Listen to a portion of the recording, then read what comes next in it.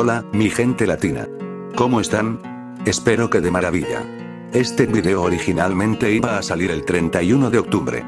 Pero mejor decidí publicarlo hoy mismo, porque después de ver este video, y a este increíble Spider-Vega, no pude resistirme a hacer esto.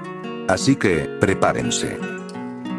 La mayoría de los fans del horror, sí, nosotros, los que amamos lo sangriento, lo grotesco y lo completamente desquiciado, solemos esperar esas adaptaciones cinematográficas ultraviolentas, llenas de sangre, tripas y gritos. Y ahora, muchos están con el hipe a tope por una nueva propuesta: la saga de la infancia retorcida.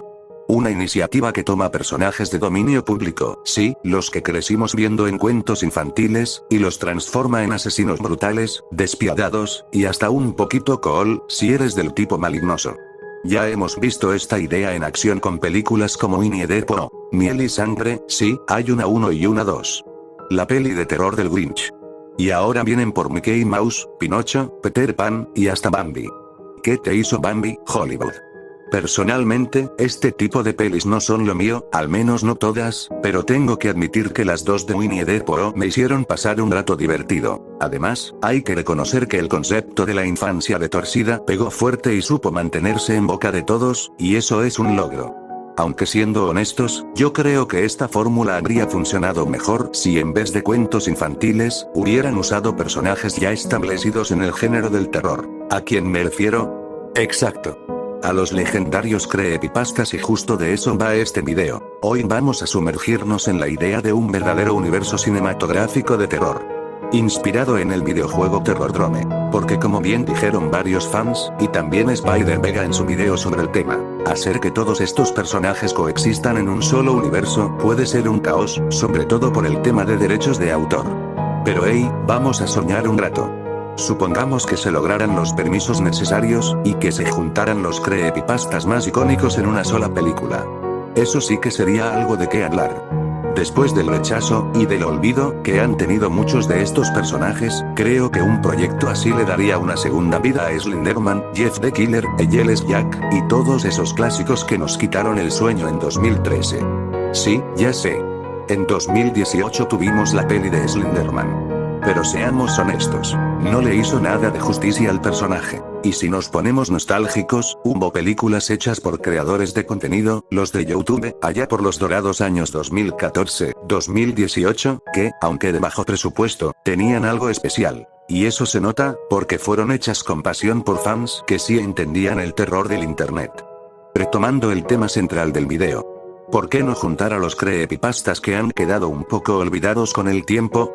Muchos ya no tienen la misma relevancia, y algunos incluso, son odiados por el fandom. Sí, hablo de los pesos pesados, Jeff the Killer y Slenderman. Después de 2018, hasta bien entrado 2024, su popularidad cayó en picada. ¿Por qué? Pues simple. Fueron arruinados por los propios fans. Historias mal contadas, fanfics extraños, adaptaciones sin alma, ya saben cómo va eso. Pero bueno, supongamos que si usáramos a estos personajes, yo creo que podríamos retomarlos justo desde donde dejaron sus historias más interesantes. En el caso de Slenderman, usaría la versión del canal de YouTube Proyecto Cabra, pero con un giro interesante. Este Slenderman tendría un propósito más profundo: detener a otros asesinos y demostrar que no es tan malo como todos creen. Algo así como un antihéroe del horror. De hecho, en esa historia, Slenderman termina eliminando al Jeff the Killer de su universo. Pero aquí va el plot twist. Ese Jeff era un impostor, alguien que solo se hacía pasar por el asesino original. Y hablando de Jeff, aunque muchos odian su adaptación clásica, sí, la que estuvo rondando del 2011 al 2014, yo le tengo una relación amor/odio. No es perfecta, pero tiene su encanto.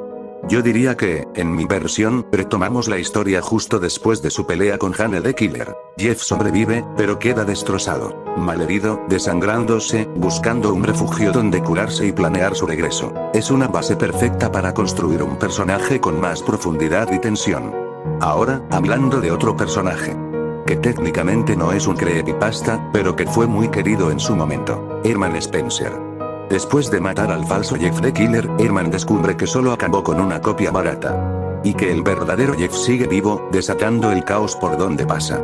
Este personaje merece regresar. Lamentablemente, quedó en el olvido después de que Proyecto Cámara dejara de subir vídeos relacionados con creepypastas. Pero imagínate verlo de nuevo en acción en una película bien hecha. Y bueno, sobre el resto de los creepypastas. Prefiero no meterme demasiado, porque muchos de ellos no han tenido actualizaciones recientes, o sinceramente, yo no me he puesto al día con sus historias. Pero hey, eso no significa que no haya material para crear un verdadero universo terrorífico y épico. Ahora sí, vamos con los personajes uno por uno. Porque hay mucho material abandonado que podemos recuperar y transformar en algo épico. Empezando con Giles Jack. Después de su historia original, el personaje prácticamente desapareció. Lo único que se sabe es que su propio creador lo abandonó, y no con cariño precisamente. Le tiene un rechazo brutal. Aún así, podríamos rescatar la versión más conocida y situarla años después de los eventos originales. ¿Quién dice que un personaje no puede volver desde el olvido con más fuerza? Pasando a Bloody Painter, otro caso parecido. También fue olvidado y abandonado por su creador. Pero podríamos imaginar que, tras su historia, se volvió uno de los asesinos más buscados del país, moviéndose entre sombras mientras la policía intenta atraparlo sin éxito. Judge Angels, otro personaje en el limbo. También fue dejado a su suerte, pero aquí podríamos inspirarnos en los cómics creados por el fandom. En ellos, su misión es clara: cazar y eliminar a otros creepypastas, culpándolos de todo el horror que infecta su mundo. Y sí, también tiene una obsesión personal por encontrar a Bloody Painter. Kagekao, por su parte, es de los más olvidados del grupo. Pero eso lo hace más interesante. Podríamos explorar no solo su historia, sino su pasado. Como criatura de las sombras, con un corazón lleno de envidia, su motivación sería enfrentarse a todos los demás, solo para demostrar que él es el mejor. Un villano con complejo de campeón. Clockwork, otra figura que desapareció después de su historia original. Su creadora no continuó nada, pero aquí la reviviríamos como una de las criminales más buscadas del país, siguiendo el mismo enfoque que con Jack. Retomarla justo después de su historia. Y Jane the Killer. Aquí usaría la versión de Jeff the Killer vs Jane the Killer.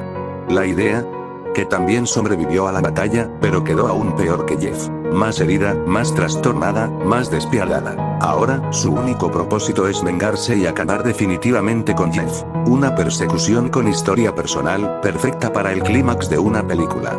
Logan Jack también fue olvidado por su creador, pero aquí lo rescatamos años después de su historia original, dándole un nuevo aire, más siniestro y más retorcido. Nina the Killer.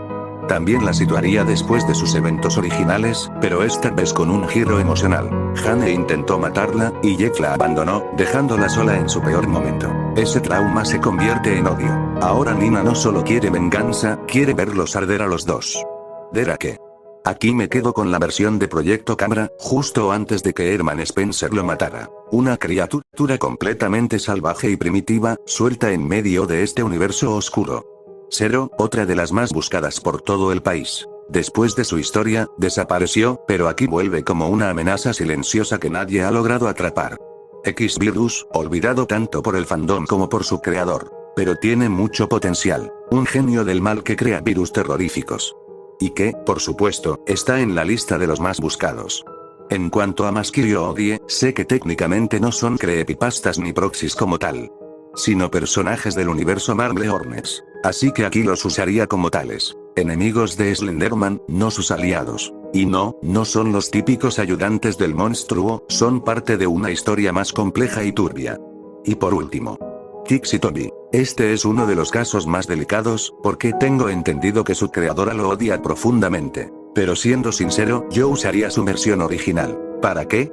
Para darle un final digno. Una conclusión a esa historia que tantos fans conocieron y que nunca tuvo cierre. Una despedida como se merece. Y claro, si hablamos de construir una película, necesitamos un conflicto central. Porque seamos sinceros, la mayoría de estos personajes son básicamente asesinos en serie con sed de sangre, y no mucho más allá. Pero ahí es donde entra alguien como Herman Spencer. A diferencia del resto, él se percibe más como un antihéroe. Podría cargar con ese conflicto moral de querer acabar con todos estos monstruos con sus propias manos. Un hombre decidido a borrar cada mancha de maldad del mapa. Otra opción sería juntar a todos los creepypastas en un mismo lugar, con el riesgo de que terminen despedazándose entre ellos. Y aunque suena como un caos, porque lo sería, eso también podría funcionar como punto de partida para una historia más grande. Pero si queremos escalar todo esto a un nivel más épico, necesitamos una amenaza mayor. Algo que obligue a estos asesinos a dejar de matarse por 5 minutos y colaborar a la fuerza. Ejemplos: Salgo, Sonic X, Tails Doll. Entidades tan oscuras y poderosas que ni siquiera Jeff o Slenderman podrían ignorarlas. Entonces el conflicto ya no sería solo entre ellos, sino también contra algo que amenaza su existencia entera.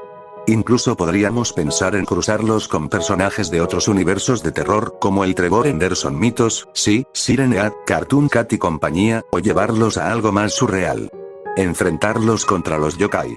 Personalmente, creo que si se hiciera un universo así, sería uno de los mejores universos de terror jamás creados. Y lo más importante, le haría justicia a esos personajes que, para muchos, fueron los causantes de nuestros traumas de infancia. Pero también de nuestras mejores pesadillas.